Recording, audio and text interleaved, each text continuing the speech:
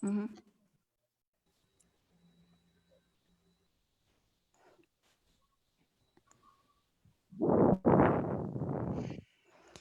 Muy bienvenidos y bienvenidas a este primer seminario denominado Mecanismos de Protección Social y desigualdad en el contexto del COVID-19. Recordarles que este seminario se desarrolla en el marco del simposio Si fuimos los primeros, ¿por qué nos encontramos entre los últimos? Paradojas del COVID-19. Al respecto, también comentarles que este seminario forma parte de una serie de 3 webinars. El primero, denominado Mecanismos de Protección Social y Desigualdad, que es en el que nos encontramos el día de hoy. El segundo, Riesgos Urbanos y Metodologías para la Sectorización. Y el tercero, donde abordaremos el tema de la desigualdad y violencia de género en el contexto de COVID-19. Temas que buscan discutir las relaciones complejas entre el riesgo de desastres, el COVID-19 y las desigualdades sociales en el Perú, pero con una mirada hacia América Latina. A su vez, estos eventos son parte de los espacios de discusión que se vienen promoviendo en el marco del proyecto de investigación Knowledge in Action for Urban Equality, el proyecto KNOW, en español, Conocimiento en Acción para la Igualdad Urbana, promovida por la Development Planning Unit de la University College London y financiado por el Consejo de Investigación Social y Económico del Reino Unido y del Fondo de Investigación sobre Desafíos Globales. A través de este seminario esperamos ofrecer una mirada nacional y comparada de este fenómeno de la desigualdad y de las grandes brechas sociales que se han desnudado y han puesto en evidencia ante esta pandemia, justamente producto del estéril modelo de desarrollo que ostenta nuestro país actualmente. La precariedad del sistema de salud, la desprotección social, el incremento de la pobreza y el desempleo, la informalidad, la violencia y la exclusión social no son más que la expresión viva de un Estado laxo, centralista y hasta elitista, colocando como siempre a los más vulnerables a una mayor condición de riesgo, sobre todo frente a los eventos extremos que puedan presentarse y que se puedan extender a su vez a lo largo de la región de América Latina. El día de hoy tenemos un programa, hemos tenido en la primera parte introductoria, contamos con la participación del doctor Alan Label, quien lamentablemente se ha tenido que retirar, pero continuamos con los temas que hemos propuesto para este primer seminario. El evento consta de 2 partes. En esta primera parte tenemos la intervención de 2 ponentes, cada uno con un tiempo aproximado de 10 minutos, y en una segunda parte tendremos la participación de todos ustedes con sus preguntas, comentarios o aportes. Sin más que decir, queremos presentar a nuestra primera ponente, Joan Tincopa, quien va a desarrollar el tema relacionado a la medicina social frente a la desigualdad en el contexto del COVID-19. Joan es ingeniera geógrafa, ecóloga, auditora ambiental y evaluadora de riesgos. Cuenta con una experiencia en el diseño e implementación de programas de fortalecimiento de capacidades comunitarias con enfoque territorial, seguro y saludable, con enfoque de adaptación al cambio climático, reducción de contaminantes y mitigación de gases de efecto invernadero. Ella es activista social en plataformas de salud, ambiente y clima. Actualmente también es consejera y miembro del Foro Ciudadano para las Américas en el Perú. Joan, ¿estás preparada? Entonces, ingresaríamos con tu tema en esta primera parte del evento. Muchas gracias, Erika. Entonces, procedo a compartir mi pantalla. Sí, por favor. ¿Se está viendo? Sí. Muy bien. Muchas gracias a los organizadores por la invitación a participar en este importante conversatorio y en aras del tiempo, vamos al punto. He considerado tener un marco temporal y espacial para presentar esta perspectiva. Y como punto de inflexión escogí el 15 de marzo de este año. Antes de eso teníamos una percepción de la realidad a nivel internacional, hemisférico y por supuesto nacional. A nivel internacional, el poder tripolar entre Estados Unidos, Rusia y China mandaban la agenda en el mundo, incluso condicionaban a los países del G20. Cierta influencia no se puede negar de Japón, la India, con el avance tecnológico, y Europa reunida entera. Los grupos de OPEP también, por supuesto. Entonces, entre esa dinámica que generaba una cierta inestabilidad en el mundo para el beneficio de unos pocos y los demás en plan de observadores, mirábamos cuál era el futuro de nuestros países. En este lado de las Américas, en el hemisferio, la OEA estaba tratando un poco de limpiar la mala imagen que se había creado en cuanto a injerencia en nuestros países hermanos. Y a nivel nacional, pasamos por un proceso de reacomodo político que de alguna manera tengo que presentar. Nosotros entendemos que esto era un proceso más bien de ordenamiento. Parecía que estábamos yendo una mejora política. A nivel regional, recordaremos que nosotros sufrimos los embates de la naturaleza cada vez de manera más recurrente y desde diciembre del año pasado hasta los primeros meses estábamos organizándonos para enfrentarnos posiblemente a las lluvias en diferentes regiones de Perú. El 15 de marzo, cuando se declara el estado de emergencia por el COVID-19, cambia esa realidad en todo el mundo y por supuesto aquí en Perú, y de aquí en adelante no sabemos exactamente cuál es el derrotero. Tenemos un amplio nivel de incertidumbre, pero notamos que hay ciertas tendencias. Por ejemplo, cada vez se habla de que la tal globalización está empezando a reestructurarse y posiblemente veamos más desarrollos nacionalistas.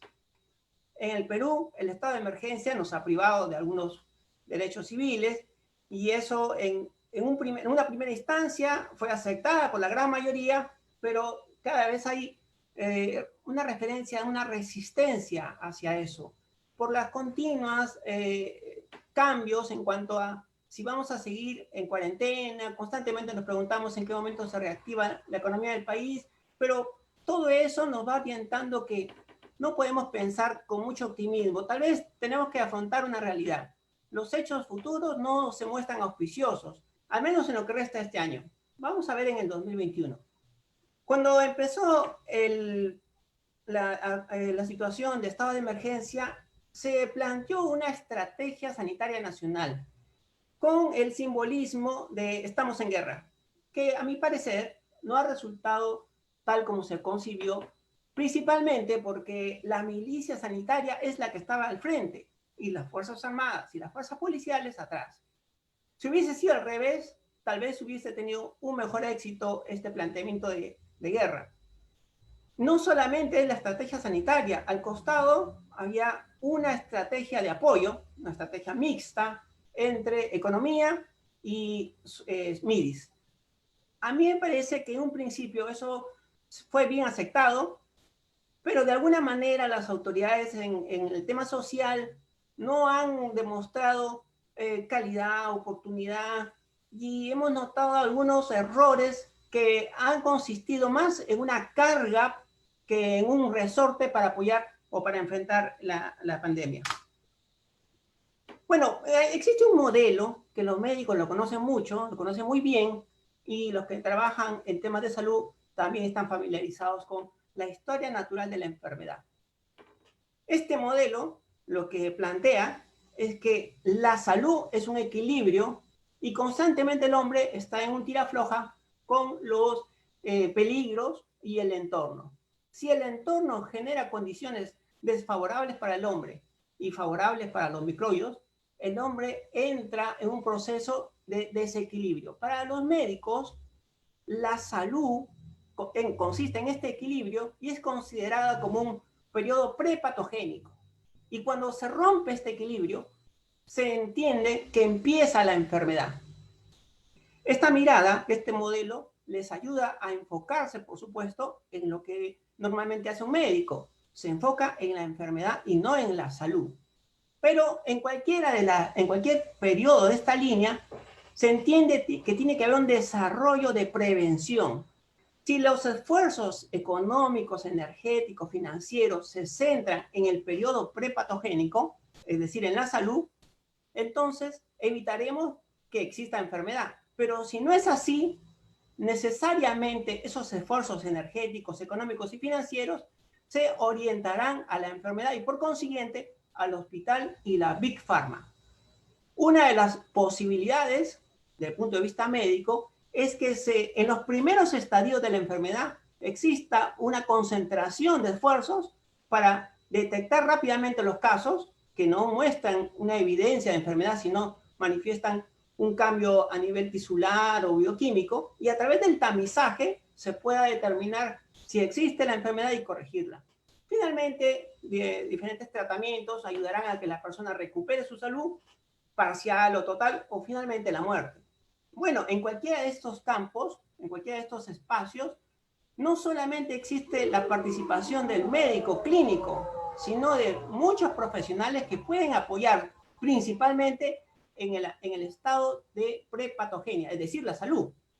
Desde diversas corrientes se establecen que es importante no solamente enfocarse en las enfermedades, sino en aquellos conocidos como determinantes de la salud, las condiciones como viven las personas, la tranquilidad que significa vivir con trabajo, una vida digna, y esos factores son los que últimamente, en los últimos años, han sido débiles. Y uno de los ejemplos podría ser esto, porque por supuesto no es que por un solo caso las personas se enferman por múltiples causas, hay una multicausalidad. Si nosotros vemos este mapa, es tomado un día, el 3 de junio, vemos que el COVID está colocado, está desplegado en toda la costa peruana. Pero llama la atención por qué Loreto manifiesta tal índice de contagio. Y una de las razones, si nosotros comparamos con el mapa de acceso a la salud, al agua potable, podemos notar que justamente Loreto es una de las regiones que menos porcentaje de acceso al agua potable tiene. Y si una de las estrategias es el lavado continuo de manos, era lógico pensar que había una relación. Puede ser lo mismo que ocurra en Ucayali, que vemos que es una de las regiones que también tiene dificultades para acceder al agua. Si nos vemos al sur, en el mapa del COVID, vemos que Moquegua y Tacna no tienen un gran despliegue de positivos. Y cuando vemos su acceso al agua, vemos que están en una de las mejores regiones con acceso al agua. Quiere decir que el determinante social de alguna manera influye en la salud de las personas. Eso no solamente es intuitivo, sino que demostrable. Los primeros días de abril, a alguien se le ocurrió comenzar a hacer una geodata de los casos, y la concentración de la enfermedad en Lima, por ejemplo, era en unos cuantos epicentros. A la vuelta de un mes, eso se ha desarrollado por todo Lima. ¿Y cuál es la razón? Bueno, nos dicen que es el alto tránsito y la aglomeración. Pero la razón de ese alto tránsito y esa aglomeración obedecen a causas en busca de trabajo, ingresos, porque las necesidades esenciales básicas no están satisfechas. Entonces, no necesariamente se trata de que el microbio esté yendo de aquí para allá, sino que hay una alta exposición movida por una necesidad que no ha sido solucionada, no ahora, sino desde mucho tiempo atrás. Y es que si quisiéramos entender cómo es que los gobiernos entienden o trabajan o planifican la salud de las poblaciones, podríamos ver algunos hitos. Antes de 1700, por ejemplo, los gobiernos no se ocupaban de la salud de las poblaciones, solamente las tasas de mortalidad o de natalidad, porque lo que importaba ahí era saber el número de pobladores. Ya en la Ilustración, con la búsqueda de la ciencia, el desarrollo de la investigación, se plantean tres hitos importantes. Por ejemplo, en Alemania.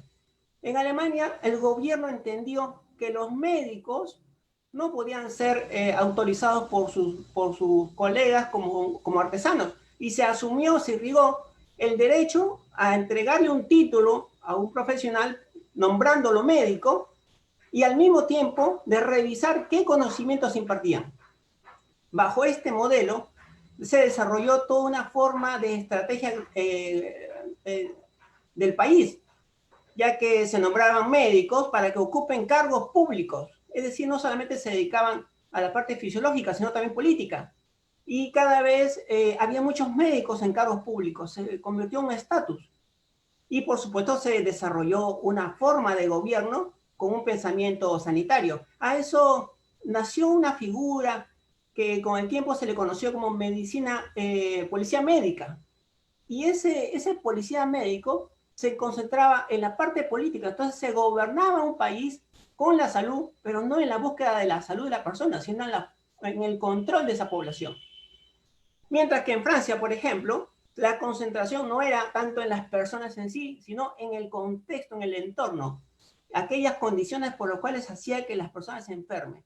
De ahí que floreció las ciencias químicas para conocer los compuestos del agua, del aire, y aquellas condiciones que favorecían que se cree una ecología de enfermedad. En Inglaterra el enfoque sí era el hombre, pero no todos los hombres, sino los pobres.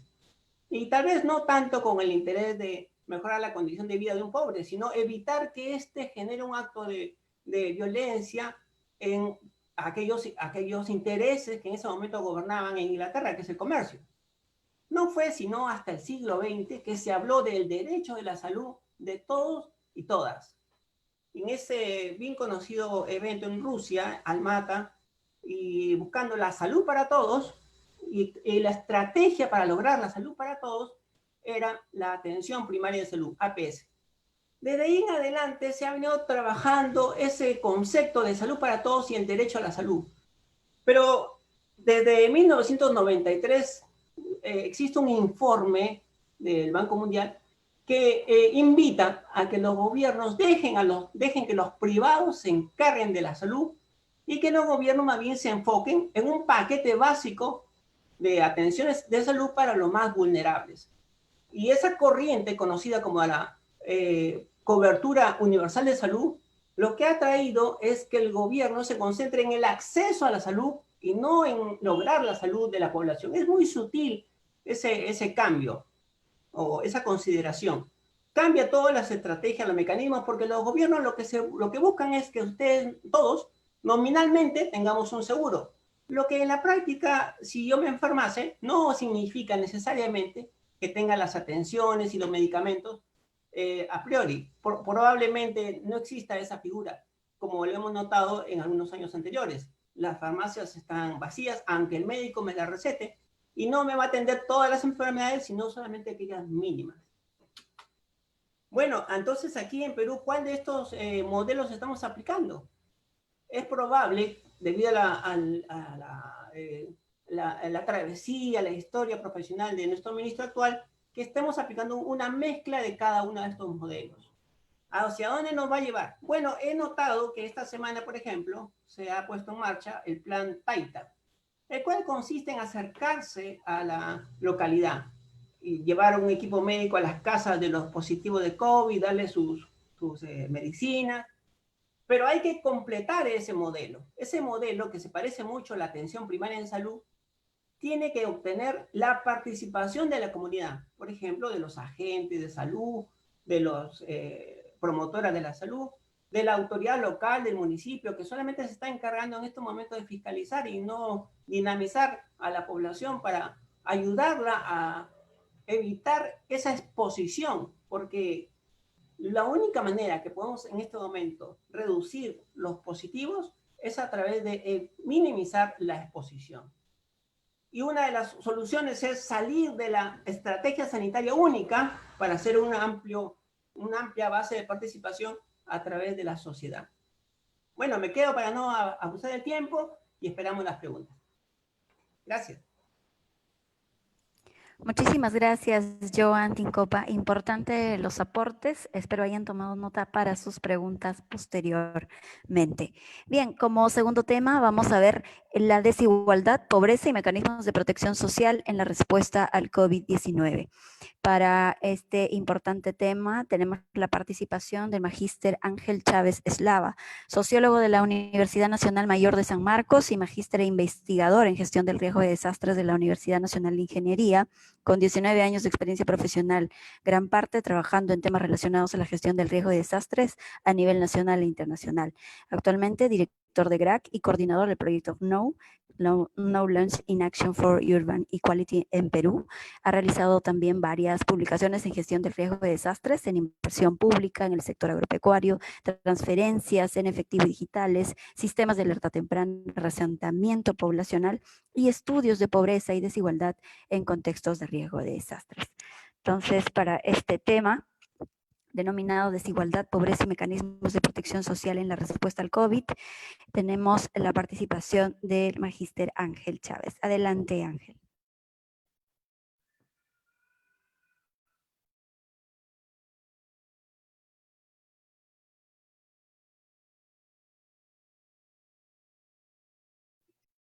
¿Aló? ¿Me escuchan? Sí, ¿Me adelante. están viendo la presentación? Así es. Ya, ahora sí. Buenas noches con todas y todos. Voy a intentar con esta presentación responder la pregunta del seminario: ¿por qué iniciamos primero con tanta contundencia y los resultados no son los esperados, ¿no? Y una de las hipótesis que quiero lanzar es el título de la ponencia que estoy haciendo ahora, ¿no? Que es pobreza, desigualdad y los temas de protección social, que nos han jugado una mala pasada al momento de tener toda la convicción y decisión de dar respuesta a esta crisis para nuestro país, ¿no? Entonces vamos a tocar tres tópicos y tratar de hacer alguna conclusión. El primero, queremos hablar sobre el tema del crecimiento, el desarrollo con desigualdad que ha acumulado el país. Y por qué nuestra respuesta social no fue como la que pensamos, ¿no? Como la que quisimos. Y tercero, el mecanismo de protección social, y después trataremos de hacer esta conclusión. Entonces, crecimiento con desigualdad, por mostrar que el PBI a nivel de los últimos 70 años ha sido importante, que se ha desarrollado adecuadamente, viendo los momentos difíciles que está pintado en rojo, donde los desastres, los sismos, los fenómenos del Niño, el cólera y el último Niño, el 2017, tuvieron un impacto en el crecimiento económico del país, y que eso ha tenido obviamente consecuencias en la condición, en la calidad de vida de la población, ¿no? Y principalmente si vemos en el último decenio, los últimos 10 años, si bien hemos tenido este crecimiento económico, el PBI ha ido creciendo, también a la par la pobreza ha ido decreciendo, ¿no? De manera sistemática, lo cual el crecimiento económico tiene un efecto en la reducción de pobreza. Pero como vemos en el año 2017, y es lo que quiero subrayar en esta presentación, es que ese año que hubo fenómeno del Niño, hubo un incremento de la pobreza después de varios años, de 1%, que es acerca de 400.000 personas que, digamos, ingresaron a la pobreza, ¿no? Y sospechamos que el 2020, con el COVID, vamos a tener más que un 1%, va a ser mucho más, que vamos a tener que después ver cómo lidiamos con ese problema, ¿no? Pero el crecimiento económico, reducción de la pobreza, no ha sido suficiente. Hemos tenido que bregar bastante a través de los mecanismos de protección social o los programas sociales, llámese Juntos, Cuna Más, los bonos, que han ascendido de 1.500 millones de soles el año 2018 para el 2008 para el 2018, que han subido como a casi 7.000 millones, ¿no? O sea, un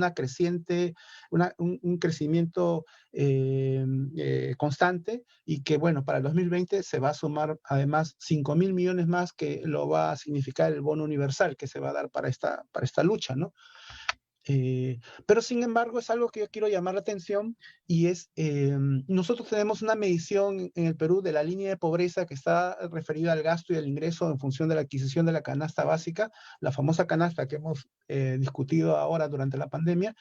eh, pero digamos, hay un sector que sobre esa línea de pobreza, que está por encima de la línea de pobreza, está demasiado pegado a la línea de pobreza, ¿no? Tan pegado que cualquier fluctuación económica inmediatamente hace ingresar un segmento importante de la población a su nueva condición de pobreza. Entonces, ese segmento se ha denominado población vulnerable, no pobre, pero es una población vulnerable, digamos, que en términos de línea de corte no son pobres, pero por pequeños detalles, ¿no? Y ese grupo no es nada despreciable, está aproximadamente consolidado en un 30% de la población, y que hace de los últimos 5 o 6 años se mantiene en ese rango, ¿no? Y ese es el grupo que principalmente es informal, que tiene un ingreso precario, un trabajo que no es muy digno, y que ha sido desaparecido con la inmovilización social obligatoria, ¿no? Entonces vemos que ¿por qué no funcionó la respuesta social de la pandemia? ¿Por qué pensamos que no dieron los resultados que esperábamos? Entonces el gobierno dio las medidas de distanciamiento social obligatorio, quédate en tu casa, lávate las manos, el toque de queda, una serie de medidas que hemos debido de acatar de manera absoluta para que no tengamos para tener los resultados que esperábamos, ¿no? Pero muchos de esos resultados no funcionaron porque en algunos casos tuvieron efectos no esperados, como por ejemplo los martillazos y las aglomeraciones en mercados, en bancos, la ausencia del enfoque de género que llevó al pico y placa de género, que las mujeres tuvieron que aglomerarse en los bancos por una falta de cálculo en el análisis. Este enfoque de guerra que ha mencionado Joan también lo comparto, la gente es a la cual hay que asistir, hay que ayudar, es una operación de ayuda humanitaria, no es un conflicto con la gente, ¿no? Y ese es un poco el grave problema que tenemos. Y lo otro que extrañamos bastante, sobre todo en las grandes emergencias, desde la época de los 70 hasta el terremoto de Pisco el año 2007, tuvimos una respuesta importantísima de las organizaciones sociales de base justamente para la lucha contra el hambre producto del desastre. Y el 2017 lo extrañamos bastante y ahora en esta pandemia mucho más. No ha habido una respuesta de las organizaciones de base para esa consideración.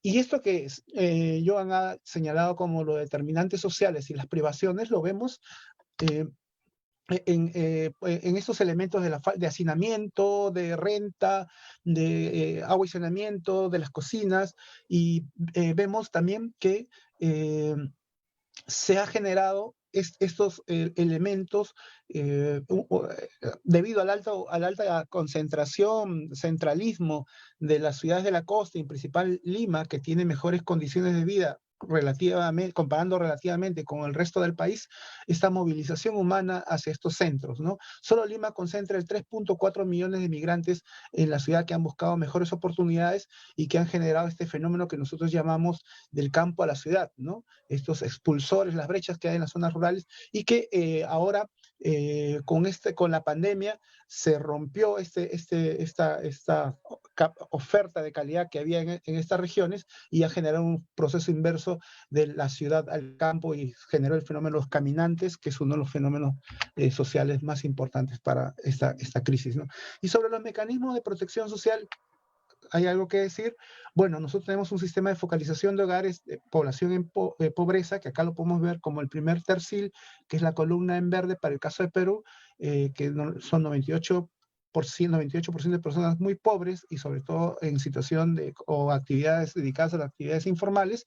Y el segundo tercil, que es el 70% de la población, que no son tan pobres como los primeros, como son los vulnerables, ¿no? Pero sin embargo, esos han debido estar debidamente identificados con el CISFO, ¿no?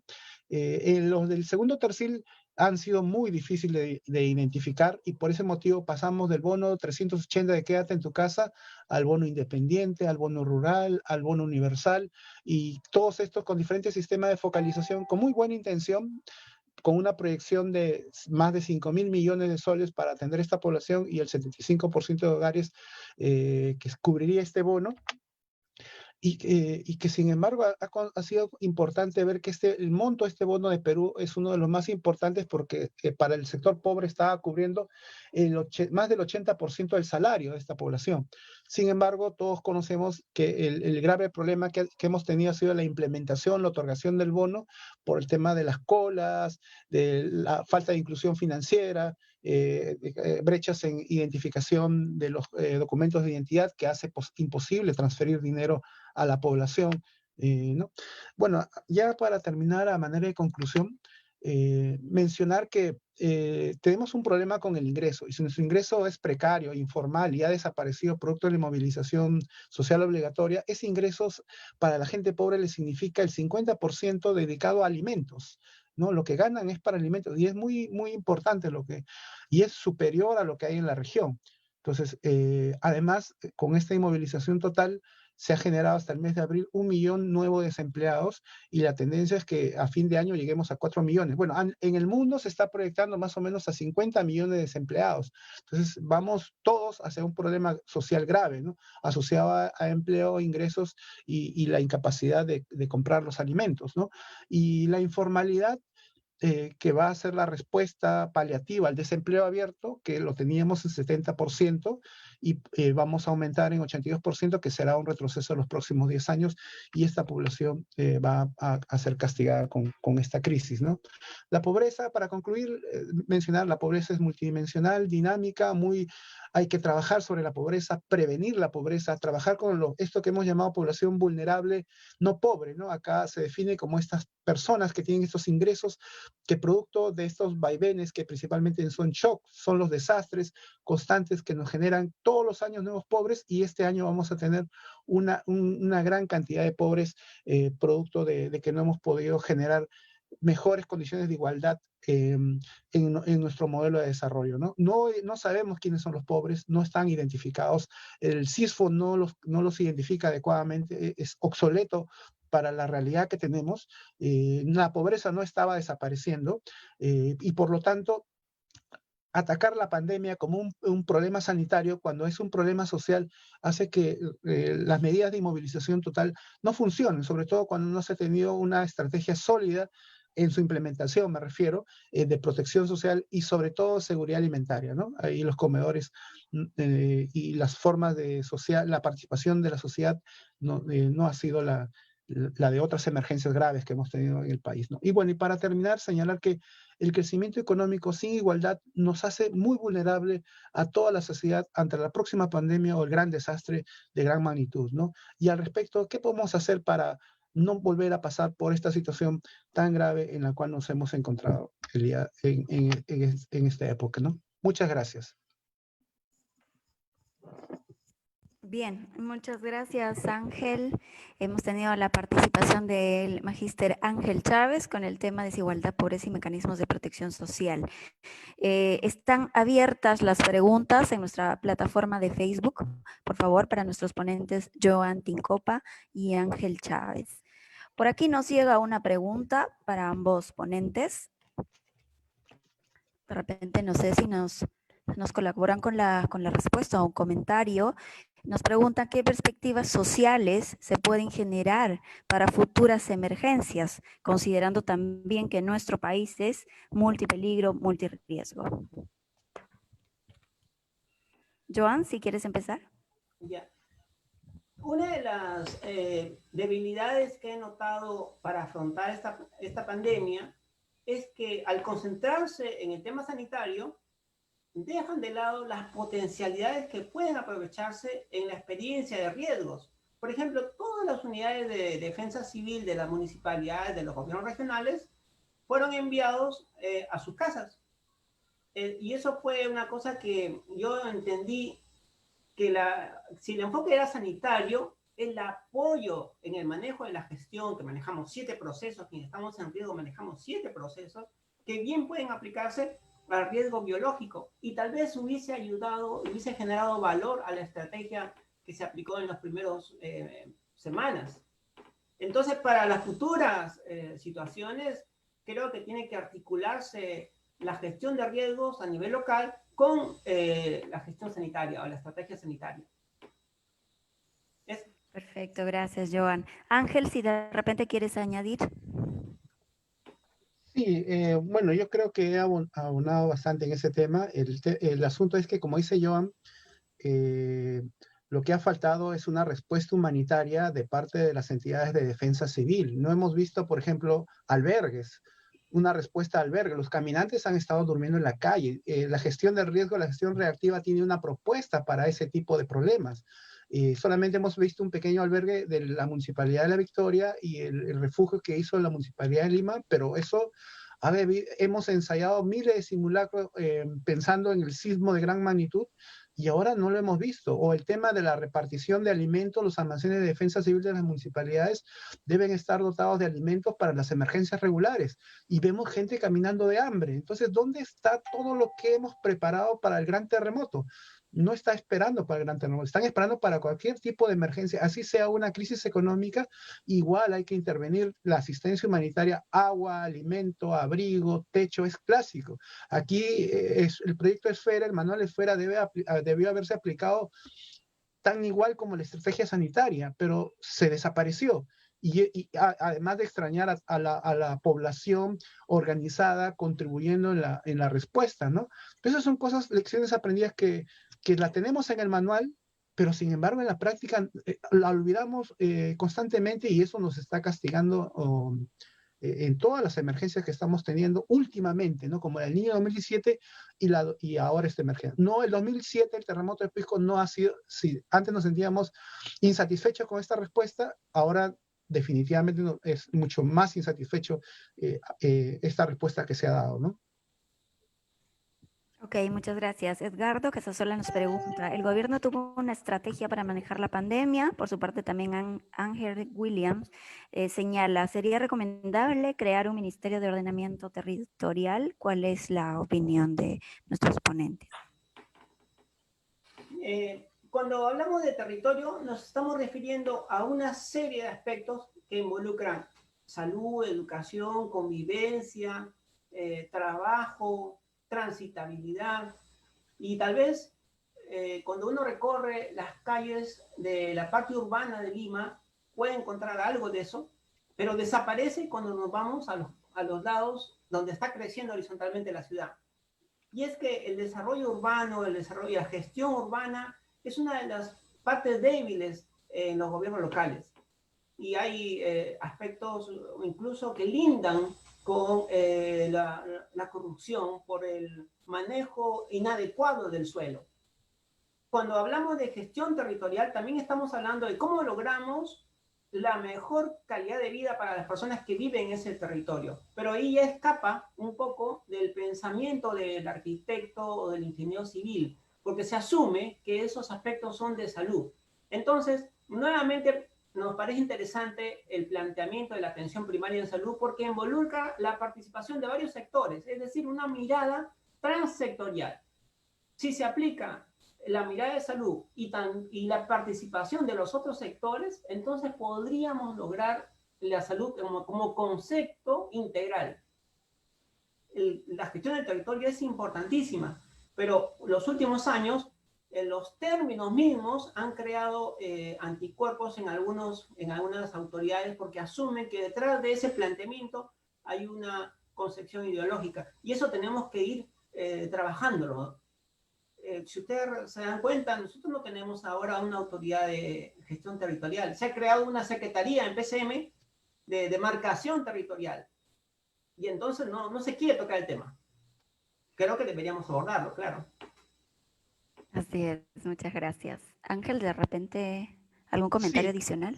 sí, solamente para el tema de la estrategia del gobierno para la pandemia. El gobierno sí ha tenido una estrategia bastante clara, ¿no? Ha sido una incertidumbre la forma de cómo afrontar la pandemia y el gobierno adoptó una medida interesante, pero es curioso porque eso nos lleva a la reflexión de pensar, ¿no? En realidad la pandemia se debió haber afrontado, pero eso lo puedo decir ahora post, digamos, que hemos pasado, ¿no? No quiero pecar de criticón, ¿no? Pero ya se ve que cuando uno, por ejemplo, estudia la respuesta de salud para el caso del escenario sísmico de Lima de gran magnitud, nosotros digo, toda la comunidad de riesgos que está trabajando el tema, que la respuesta, como dice Joan, debe ser primaria, ¿no? Porque estamos pensando en una cantidad enorme de población de politraumatizados que van a requerir una atención inmediata que no tiene que ser tan compleja como ir a una cama UCI, ¿no? O tener una amputación. Lo que significaría en este caso son politraumatizados que los primeros auxilios, entablillados, alguna transfusión de sangre, ¿no? Digamos, ahí se resolvería que los hospitales no sean saturados como nos ha pasado ahora con la pandemia, tal cual nos va a pasar con el sismo. Y en ese sentido, obviamente también otro elemento que en el sismo hemos estudiado y siempre nos preocupamos es este tema del banco de sangre, ¿no? Como son muchos politraumatizados, vamos a requerir mucha sangre y no tenemos capacidad, así como hoy no tenemos capacidad de oxígeno, para el sismo no tenemos capacidad para sangre. Igual para el sismo también tenemos un grave problema en el tema de manejo de cadáveres. El protocolo ahora está más o menos claro para esta emergencia, pero para el sismo vamos a ver cómo vamos a hacer porque no tenemos la infraestructura, no va a quedar mucha infraestructura operada adecuadamente los cadáveres. Entonces, hay una similitud enorme entre la pandemia y el escenario sísmico que tenemos y que se tiene que estudiar cada vez más para poder prepararnos mejor para lo que será la siguiente pandemia o el próximo sismo, porque lamentablemente tenemos un territorio que está, como dijo Joan, es multirriesgo, ¿no? Y hay que trabajar para eso ahora. Perfecto, muchas gracias. Una última pregunta, nos comentan por acá si se conoce de algunas buenas prácticas que han desarrollado algunos países frente a la pandemia, ¿no? ¿Qué podemos rescatar de ello? Para... Mira, una buena práctica en un país no necesariamente significa que sea aplicada en otra, ¿no? Porque cuando hablamos de determinantes sociales, hay que entender que estos determinantes son muy puntuales en cada lugar, incluso dentro del continente americano. Pero sí podemos entender que esta aproximación al primer nivel de atención hubiese sido en un principio. Luego de más de casi 3 meses, ya recién entiende nuestro ministro o tal vez el presidente que la aproximación a la ciudadanía va a ayudar. Pero lo que falta, así como en los primeros días se tomó la decisión de cambiar a la autoridad de salud por alguien que tenga una aproximación profesional en salud pública, creo que en MIDIS tiene que renovarse las autoridades para que complementen esta estrategia. Y esa complementación tiene que ir amarrada de una perspectiva, una estrategia social que apuntale y no que retrase. Creo sinceramente que los retrasos de afrontar esta pandemia han sido cojos en la parte social, no tanto médica. Ahora, necesitamos que el gobierno ceda poder. Cuando se establece un estado de emergencia, todos cedemos al gobierno y sacrificamos nuestros derechos civiles en pos de lograr cubrirnos de los riesgos. Pero cuando vemos que hemos otorgado esos derechos y no se logra lo que pensamos para volver a nuestra vida cotidiana, entonces empiezan a aparecer esos movimientos de resistencia, ¿no? Como los informales otra vez, a las calles, incluso delincuentes que están apareciendo en Lima, por ejemplo. Quiere decir que ya las fuerzas, la reacción está comenzando a generarse. Y una de las maneras de reducir esa reacción es hacer que el ciudadano sea actor, no solamente de manera pasiva, acatando órdenes, sino que sea una parte de la solución. Y solo se puede lograr a través de una organización local, es decir, con los municipios. Entonces, esa partecita yo creo que es donde hay que abrir esa participación, no solamente sanitaria, ministerial, sino también regional y local. Ahora, ¿cómo se estructura eso? Pues tiene que comenzar a aplicarse algunos mecanismos y rápidamente. Eso. Ok, gracias. Ángel, no sé si conoces o se ha escuchado de alguna buena práctica que pueda aplicarse a nuestro contexto. Sí, mire, en realidad los países se han estado copiando mutuamente entre ellos. Ahí ha colaborado mucho el BID, el Banco Mundial, los organismos internacionales, y a su vez la región ha estado copiando un poquito lo de Corea, lo de China, lo de España. Entonces todo el mundo ha estado como tomando lo mejor de cada uno, pero como se dice, nosotros no somos China, no vamos a funcionar, no somos Europa, por eso es que los hospitales ya están saturados, las emergencias hospitales están saturados, y por eso no hemos tenido que más bien pensar en nuestro propio modelo, ¿no? Incluso la experiencia colombiana es difícil de replicar para el Perú porque Colombia tiene 5 o 7 ciudades bien fuertes, ¿no? En cambio acá todo es Lima, el tercio de la población es Lima, y eso nos anula como para buscar unas buenas prácticas, ¿no? Hoy, por ejemplo, quiero lamentar que hoy se decidió este tema de declarar el oxígeno como un elemento esencial para atención de la emergencia, cuando ya hace casi un mes Iquitos tuvo ese mismo problema, pero fuimos totalmente indolentes, ¿no? Los dejamos a su suerte. Y ahora que golpeó la capital, realmente nos asustamos, ¿no? Eso me hace acordar cuando Sendero Luminoso atacó el campo, barrió con el país, pero hasta que puso la bomba en Tarata, nadie reaccionaba, ¿no? Entonces tenemos que aumentar y cambiar este país. Este país no se puede gobernar desde Lima, ¿no? Ese es un error terrible y vemos que ahora nos ha pasado la factura y yo tomaría una lección aprendida. Así como estamos viendo regiones muy mal gestionadas, porque lamentablemente escogemos malos alcaldes, malos presidentes regionales y malas autoridades nacionales, y por ejemplo, quiero destacar la labor que ha hecho el gobierno regional de Huánuco, que ha trabajado con el nivel primario, asociando el salud, la direza ¿no? Y los actores locales para responder en la emergencia han trabajado su proyecto de visita en casa, de instalar su bomba de oxígeno, tienen una autonomía y sostenibilidad en la emergencia y por eso no está como las otras regiones por las propias debilidades que tienen. Hay que aprender las lecciones aprendidas. Creo que acá mismo de adentro han salido muy buenas experiencias a nivel nacional. Otro gran acierto creo que es el tema de las pruebas. Las pruebas están muy bien.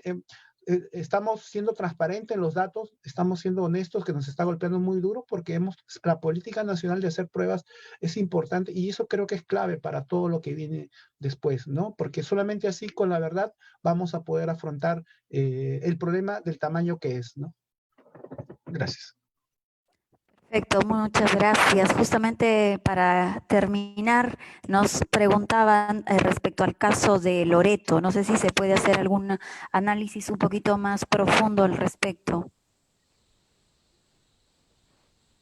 En realidad toda la comunidad indígena han sido uno de los más afectados antes de la pandemia y hoy con mayor razón, porque la ausencia del Estado en estos espacios es de muchísimos años, tal vez me atrevería a decir que de antes del 90. Pero de alguna manera estas comunidades indígenas se han organizado y tienen su agenda, tienen una agenda política y han logrado salir adelante con algunas propuestas, han conseguido estar en la agenda de los tomadores de decisiones, pero en este momento la salud les ha jugado pésimo. Las condiciones climáticas, las condiciones de gestión de su salubridad y otros factores más juegan en contra de esta población. La letalidad en el promedio nacional es 2.7, pero en Lima es menos de 2%. Y sin embargo vemos dramáticas escenas. Cuando entendemos que en el norte, por ejemplo, tienen una letalidad de casi 7%, 6%, 5%, el doble de Lima. Y que en la zona de Loreto, por ejemplo, es extremadamente grave los cuadros dramáticos de mujeres que por su condición de ser mujeres ya venían teniendo desigualdades. Uno se pone a pensar si verdaderamente hemos estado viviendo en un solo país o de espaldas a nuestros hermanos indígenas. Soluciones hay muchas a largo plazo. A corto plazo, los recursos económicos y todos los esfuerzos tienen que ir dirigidos a estos lugares, a estas regiones. Ahora la gestión sanitaria tiene que enfocarse en algunas regiones para paliar de alguna manera esta letalidad y esta mortalidad y evitar que nuestros hermanos sufran muerte, ¿no? Así es, muchas gracias. Ángel.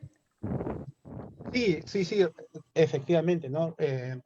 Recalcar que la población de Loreto, con la cual me solidarizo mucho, tengo muchos amigos ahí, gente que quiero bastante. Justo trabajé con el sector salud el año pasado gracias a la OPS y conozco la realidad.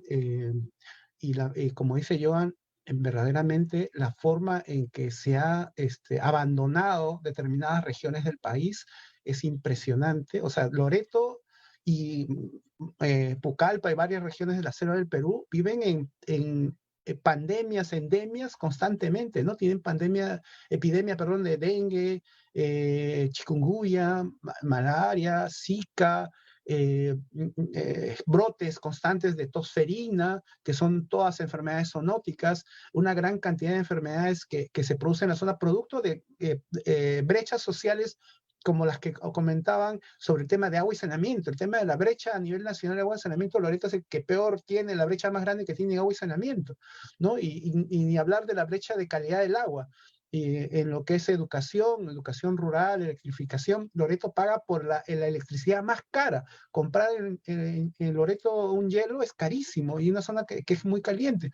Entonces, sin hablar de la gestión de los residuos sólidos, los contaminantes, no hay un adecuado manejo, ¿no? En realidad es un tema grave y han estado viviendo así por décadas con un abandono total y obviamente ya estaban en una crisis sanitaria, una endemia, y la pandemia los ha golpeado y eso es lo que hemos visto. Los médicos no se han muerto por imprudentes, ¿no? Se han muerto por el abandono que tiene el sistema de salud ahí, los laboratorios, toda la gente ahí es muy linda, hace su mayor esfuerzo y no han dudado en entregar su vida, pero sin embargo nosotros los hemos dejado abandonados, lo digo como sociedad, ¿no?